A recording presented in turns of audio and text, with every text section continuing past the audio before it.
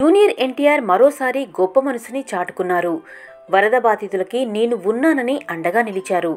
2 తెలుగు రాష్ట్రాలకు చెరో 50 లక్షల విరాళం ప్రకటించారు జూనియర్ ఎన్టీఆర్. జూనియర్ ఎన్టీఆర్ చేసిన ఈ మంచి పని బాగుంది అంటే జై ఎన్టీఆర్ అని కామెంట్ చేయండి.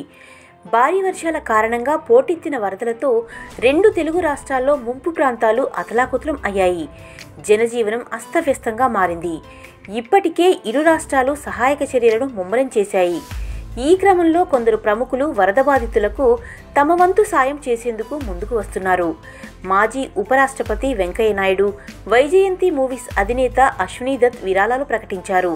తాజాగా యంగ్ టైగర్ ఎన్టీఆర్ కూడా 2 తెలుగు రాష్ట్రాలకు విరాళం ప్రకటించారు.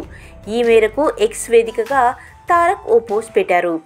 2 తెలుగు రాష్ట్రాల్లో ఇటీవల కురిసిన భారీ వర్షాల వల్ల జరుగుతున్న వరద బీభత్సం నన్ను ఎంతగానో కలిచివేసింది.